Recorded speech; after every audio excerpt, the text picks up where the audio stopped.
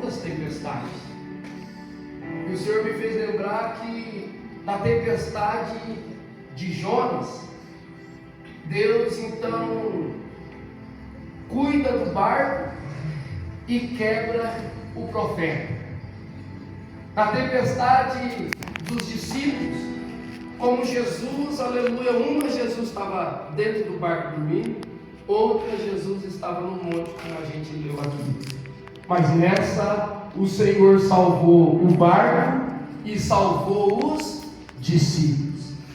Na tempestade de Paulo, Deus então, aleluia, por não ver fé naquele, aleluia, que via Paulo como um homem de Deus e não acreditando que ele era um homem de Deus e desobedecendo uma direção direta, Deus agora vai quebrar o barco, mas vai salvar o profeta e vai salvar todos aqueles que Deus colocou na mão do profeta. Aleluia. Porque na nossa vida todas as vezes é assim, tem dia que Deus permite do barco se quebrar, tem dia que Deus permite da gente se quebrar, mas tem dia que Deus poupa o barco e também poupa a gente. Mas o importante é que em todos esses tipos de tempestade, você está aqui essa noite. E só você e Deus sabe quantas tempestades você tem passado. O interessante é que o texto diz que Deus permitiu do barco se quebrar. Só que Deus poupou, aleluia, 276 prisioneiros, aleluia, e protegeu eles, apoiado em pedaços daquele barco.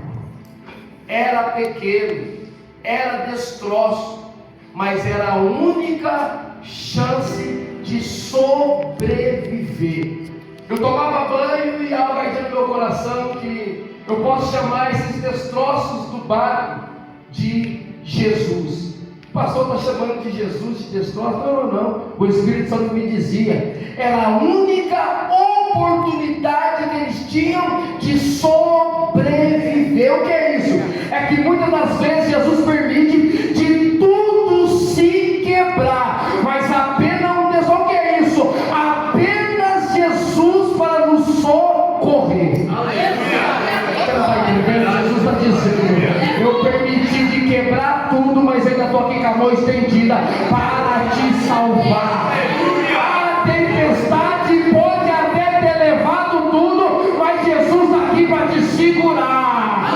Levou tudo, mas não levou você. Você está aqui, e por você estar aqui é Ele quem te segura. Eles agarram destroços e vão parar em uma ilha chamada Malta. O que é ilha de Malta? Malta no grego significa terra do mel. Olha isso. Malta significa terra do mel. Para tu guardar, Malta significa terra do mel. A ilha de aleluia de Malta era uma ilha do mar Mediterrâneo ao sul, aleluia, da Sicília, famosa pelo seu mel, pelos seus frutos, pela sua famosa fábrica de algodão, pelas suas pedreiras, pelo seu conhecimento, aleluia. Naquele tempo era considerada de grande importância no comércio e na guerra. Mas percebe-se, olha para cá, percebe-se que Deus guardou Paulo do naufrágio. Deus guardou Paulo do vento, mas agora Deus, depois do naufrágio, da tempestade e do vento, Deus levou Paulo para a ilha de Malta, ou seja, para a terra do mel. Não pegou ainda, né? Vou melhorar. Depois da tempestade, Jesus te leva para a terra do mel.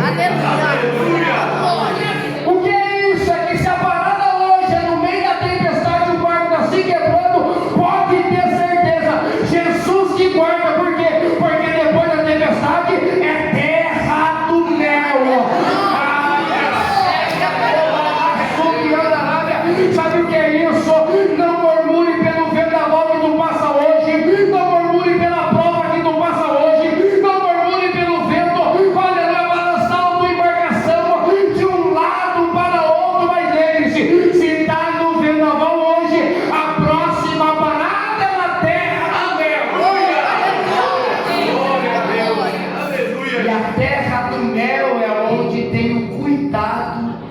Deus.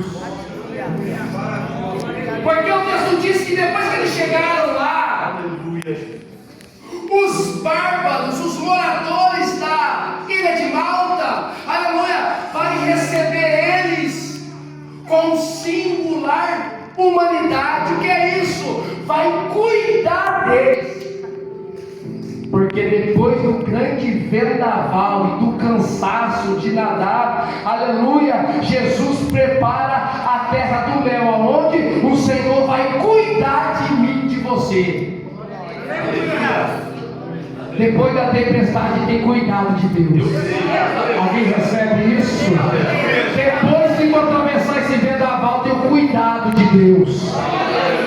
Porque até lá poderia até chegar com fome, com sede ou com frio, mas Deus já preparou alguém para cuidar dele depois da tempestade.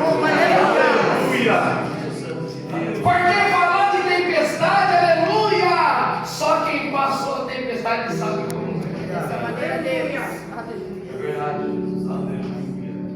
Porque tempestade não foge do nosso controle. Tempestade, aleluia, muitas das vezes foge até a nossa fé. E aí é só agarrando em Jesus para escapar das tempestades.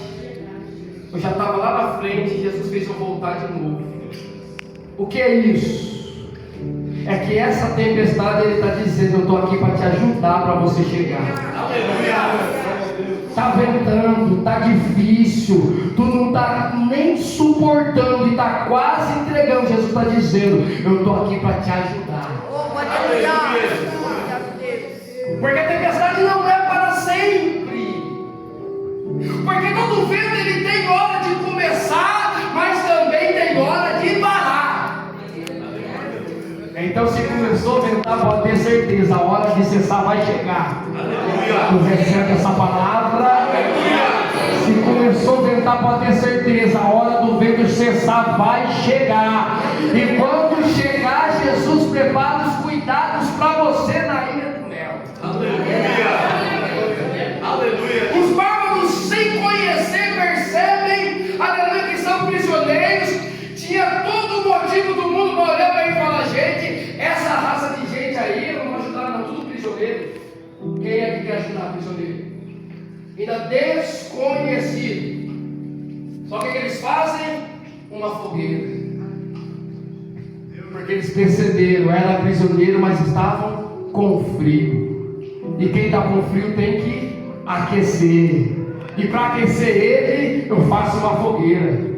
Nem que seja pequena, mas eu faço uma fogueira. Mas é tão lindo, aleluia, que eles começaram a se aquecer naquela fogueira. Paulo entendendo que aquela fogueira não estava dando conta. Eu já imagino isso. 276 prisioneiros, aleluia, e Paulo olhando essa fogueira, não vai dar conta de aquecer todo mundo. Eu falo o seguinte: eu vou buscar graveto para essa fogueira aumentar ainda mais, para não aquecer somente a mim, mas aquecer também os outros. Porque assim, diante da fogueira, a nossa escolha é simplesmente nossa. Ou você aumenta essa fogueira, ou tu deixa ela diminuir e apagar. Paulo nem pensou, já catou um feixe de graveto e tacou no fogo. Só que quando ele tacou, ele tomou essa atitude de aumentar o fogo. Aleluia, o texto diz que uma víbora agarrou a mão de Paulo. Olha aí. Aí você pensa comigo: poxa vida, não estava bom na praia? Não foi o suficiente? Aí para não bastar, agora tem que vir uma víbora. Se é víbora, não é qualquer serpente. Se é víbora, é morte na certa. Então já não bastou o naufrágio, agora também tem uma serpente que morde a mão dele, aleluia. E o que é interessante, os bárbaros olharam aquilo e começou a comentar um do outro: vamos aguardar, porque isso aí já é. Esse aí escapou do naufrágio, mas a justiça não lhe deixa viver. Está Estava esperando ele morrer. Porque às vezes é assim, né?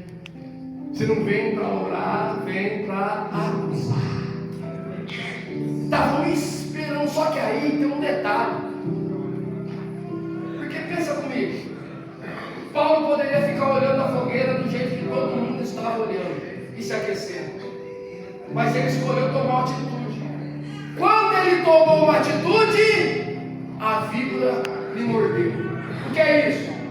Que enquanto eu não estou sentado de braço cruzado olhando, está tudo normal. O dia que eu decido se levantar, a víbora ataca. Não pegou? Vou melhorar. Enquanto você estava sentado e você não tomava atitude de absolutamente nada, a serpente não se levantava. Mas no dia que tu falou, Deus, eis-me aqui, e você se posicionou para comer, alguém já entendeu, para começar a fazer a vontade de Deus, começou o levante. Aleluia! Porque quando a de braço cruzado não tinha levante, ninguém falava nada, mas quando tu colocou a mão, começou a se levantar. Mas fique tranquilo, quem se levanta só está se mostrando aonde estava escondido. Aleluia! Porque o Paulo simplesmente chacoalhou aquela serpente. Aleluia!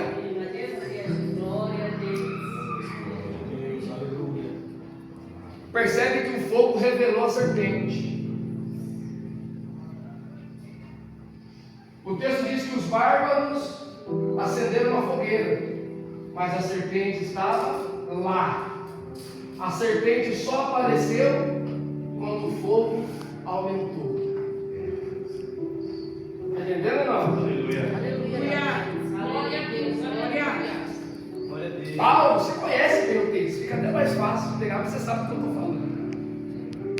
O texto diz em Jeremias 23, 29, se não me falha a memória: não é a minha palavra como fogo e como martelo que esmiuça a penha? Se a palavra de Deus, ele está dizendo que é fogo, então coloque palavra, que a serpente se revela. Aleluia! Acho que alguém entendeu, alguém entendeu. Se a serpente está escondida é porque está faltando palavra lá. Aleluia! Tem direção. Se está escondida a serpente, está fazendo o que ela quer, é porque está faltando fogo, está faltando palavra. Mas se hoje tu colocar a palavra lá, a serpente escondida vai ter que aparecer. Porque o texto diz que ela só fugiu quando o fogo aumentou. Aleluia! E aí tu está vendo o diabo fazer o que quer com a sua família, se você está olhando. Você está vendo o diabo fazer o que quer no seu trabalho e você está olhando. Ah, eu sou comum de Só que Deus está esperando de mim e de você. Coloca fogo. Aleluia. Coloca a palavra, coloca a oração. Aleluia. Se consagra. Por quê? Porque quando você faz isso, Deus aumenta o fogo. E quando Deus aumenta o fogo, a serpente, o diabo tem que bater em retirar. Pastor, por que não mudou ainda? Porque Deus está guardando uma atitude somente tua. Aleluia. Não, eu vou ligar para o pastor, mano. Os pastores estão para servir, mas tem coisa que é você e Deus. Tá? Tem coisa e experiências que é somente você e Deus. Deus quer afugentar a serpente, mas depende da atitude sua. Aonde foi que a víbora mordeu Paulo? Não. Todo mundo ficou olhando e falando: rapaz, vamos aguardar. Esse aí, a qualquer momento. Só que, já que não aconteceu nada, eu já caminho para o fim, é bem rápido, vamos orar. Estão aguardando Paulo morrer, porque assim, Ou você ora, ou você aguarda morrer. Ou você intercede, ou você aguarda morrer. Esses daqui estavam aguardando Paulo morrer. Ele não podia ter ido atrás do médico, não podia ir atrás do curandeiro, não sei quem que tinha lá para poder salvar. Não, mas eles estavam aguardando Paulo morrer. Já que Paulo não morreu, então é o seguinte, ele é um Deus. Porque assim, já que não consegue te derrubar, então o que eles fazem?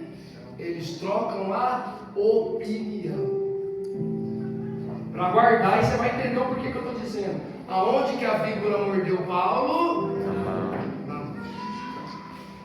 O texto diz que Paulo não morre. Claro que não. Por que não? Porque Jesus deixou uma palavra, Lucas 10, 19. Eis que vos dou poder para pisar em serpentes e escorpiões e toda a força do inimigo. E se porventura tu beber alguma coisa mortífera, não sofrerá dano algum. Paulo estava no centro da vontade de Deus. Então o veneno da serpente não teve efeito contra ele. Mas não é isso. É que você se levantou e se posicionou no centro da vontade de Deus. Então esse falatório não te mata, não te derruba. Esse raio chega, essa serpente que se levantou não vai acabar com o seu Cristo. Aleluia!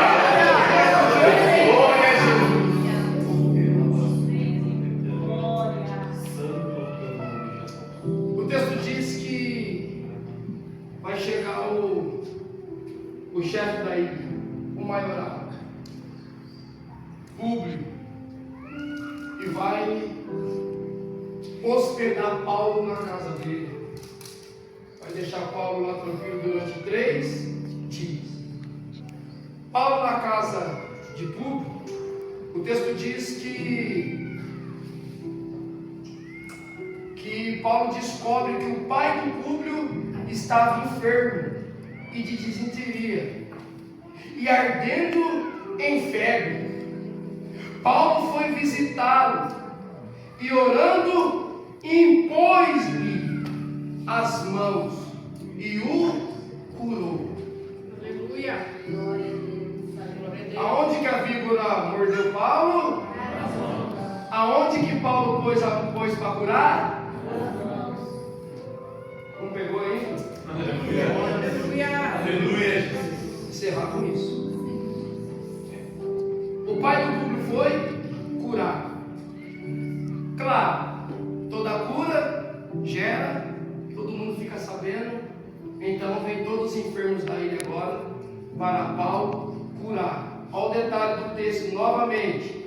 À vista desse acontecimento, no 28:9, os demais enfermos da ilha vieram e foram curados, dos quais nos distinguiram com muitas honrarias, ou seja, cuidou deles, preparou tudo que eles precisavam para poder continuar a viagem até Roma.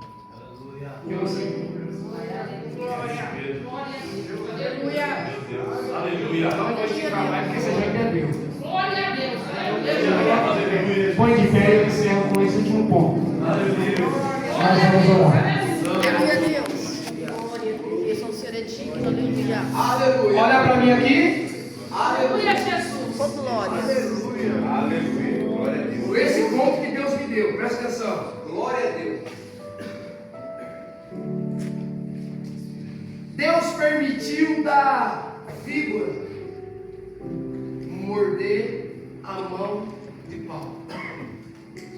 E o interessante é que na Bíblia, mãos representa obras, trabalho. Um dia chegaremos perante Deus e Ele vai dizer: mostra-me as tuas mãos, nosso trabalho. Aleluia. Só que a víbora mordeu a mão dele. Então, se a víbora mordeu, Satanás já estava escrevendo o que? Um atestado de óbito. Esse não trabalha mais, esse não faz mais a obra, esse não chega até Roma, esse não continua. Só que a mesma mão que foi mordida foi a mesma mão que Deus usou para curar o pai de fuga. Aleluia. Glória a Deus, aleluia. A mesma mão que Deus permitiu da víbora morder é a mesma mão que Deus usou para curar todos os demais enfermos da ilha. Aleluia. Pastor, o que quer dizer isso? Está aqui. Aonde você foi ferido, Deus te cura hoje. Aleluia. E aonde você alguém recebe, e aonde você foi ferido, é onde Deus vai te usar para curar outros enfermos. Eu creio, aleluia. Glória. Alguém até pensou, alguém até pensou que tu ia morrer. Deus está dizendo: eu vou usar essa ferida para curar quem realmente está enfermo. Aonde te feriram, Deus te cura hoje. Eu creio, aleluia. Cadê os feridos? Se você não for ferido, vem para frente, porque onde Deus quer te curar para te usar para curar os demais. Cadê você?